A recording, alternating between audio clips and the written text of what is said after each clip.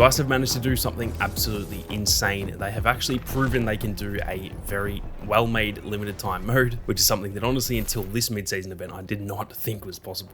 The Archangel event obviously went live just the other day, and with it comes a brand new limited time mode called Control. I probably played a solid 4 or so hours of the new game mode by now, and I wanted to kind of just break down my initial thoughts on it, almost like a, I guess, initial review of the new game mode. If you're enjoying Battlefield 2042, be sure to hit that subscribe button and turn on those notifications. There will be plenty more Battlefield content on the way, but with that being said, let's get stuck right into it. Now, I'm going to assume all of you guys have probably played. It's obviously been live for probably 3 or 4 days now as this video goes live. For those who haven't played it though, think of it like a mix of something like Conquest, Breakthrough, and even something like King of the Hill, which I know sounds like a very chaotic mix. There's essentially 4 points to start, and then it goes to 3, and then 2, and then 1, and they all pretty much move around to different locations. So the easiest way to describe it is almost just Conquest with moving points. That is it in its most simplest form, but it definitely feels a little bit more like Breakthrough in that it is almost a little bit like an attacking and defending mode. And then in terms of King of the Hill, it just feels that way because you kind of capture a point, and then in a few minutes from then it can actually move to another point, at which point it's neutral and you and the other team are kind of fighting to get that point back.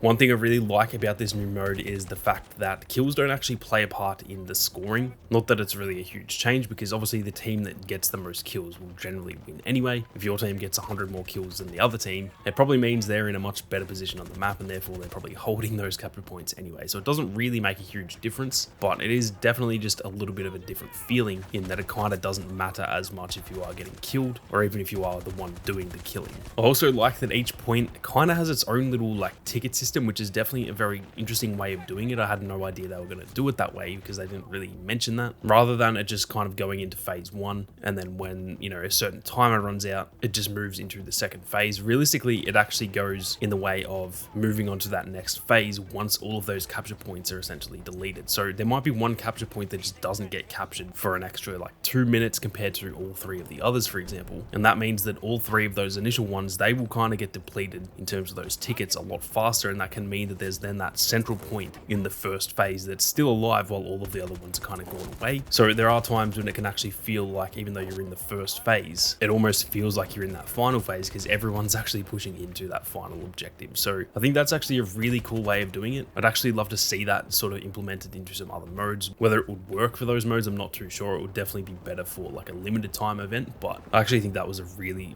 interesting way of doing that. Now, one thing I do have a small issue with is probably just the length of the games. I wish they probably lasted a little bit longer, not too much longer, but maybe, I don't know, 5 minutes longer or something like that. I actually think that having an extra phase at the start with 5 points would have been perfect. So it goes from 5 to 4 to 3 to 2 to 1, rather than just starting at 4. It's obviously not the end of the world. That is just personal preference. And I guess with the fact that it is 24 v 24 instead of 32 v 32, maybe they wanted the games to be a little bit quicker. I'm not too sure, but I do personally prefer any game mode that kind of lasts for that 20 to 25 minutes, sometimes 30 minutes, depending on, I guess, the competition of that match. So that's really one of the only nitpicks that I have for the game mode. Now, I also think the Ascension points are an absolutely amazing idea. For those who haven't played, essentially, you just earn points for yourself by getting kills or capturing objectives, taking out vehicles, anything like that. You kind of earn points for yourself, at which point you can then spend those on actually getting yourself a vehicle. I'm not going to lie, I wish they would actually just keep that permanently, and I'm going to probably make a whole video dedicated to that because I've got some very interesting points to cover as to why I think that would really work. So I'm not going to go too in depth there, but I will just say that I've really enjoyed that Ascension system. I do wonder whether they're actually maybe trialing that, because it is similar to what DICE have done in the past in Battlefront 2. If you guys played Battlefront 2, you'll know that the battle point system, it's essentially the same thing. It's really not that different, just slightly laid out a little bit differently in this game compared to that game. But like I said, I'll save that for a full-length video because I think that is a really interesting topic. Now, my main gripe with the game mode in general is that I do think there are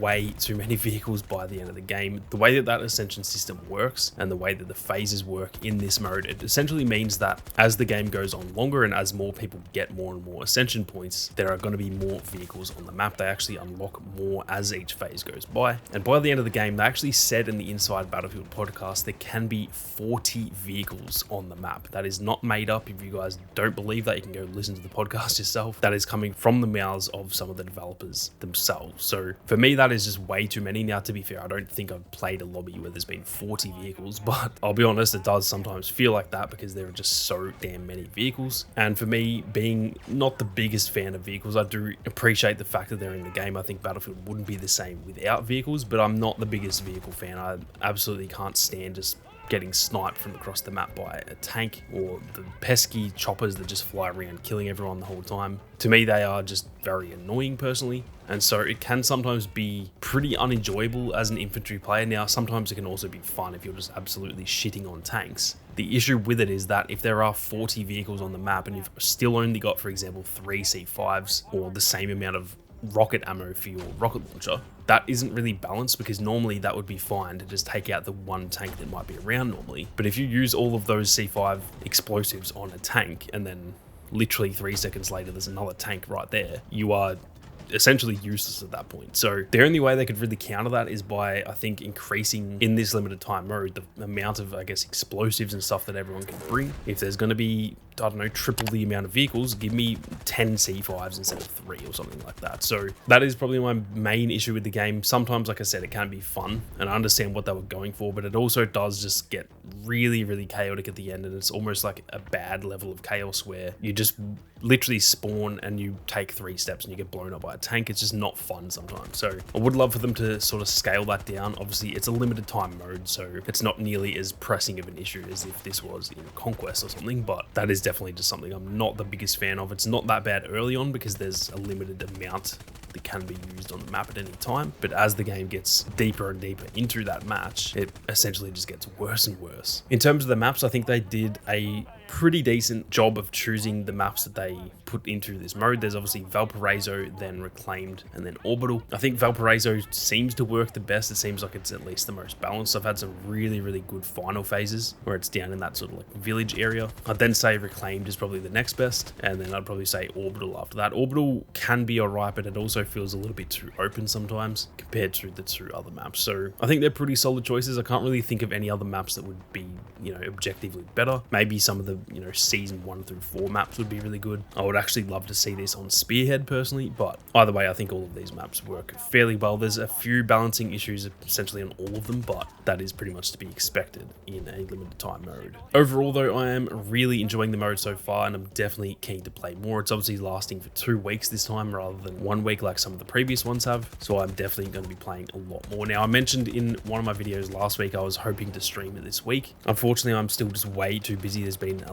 lot of absolutely mental stuff going on in life lately, so I definitely won't be able to stream it this week. I'll be trying to stream it next week before it goes away, but again, I can't really promise that because I need to then get sort of up to date on the YouTube work, so we'll have to wait and see, but at least keep your eyes peeled as I will definitely be trying my best to do a stream anyway. I'm keen to hear your thoughts on the mode down below, so be sure to leave a comment letting me know whether you like it or not. What are your favorite parts? What are your least favorite parts? I'm always keen to hear from you guys, but with that being said, thank you all very much for watching. You guys have a great day, and I'll see you all out there on the battlefield.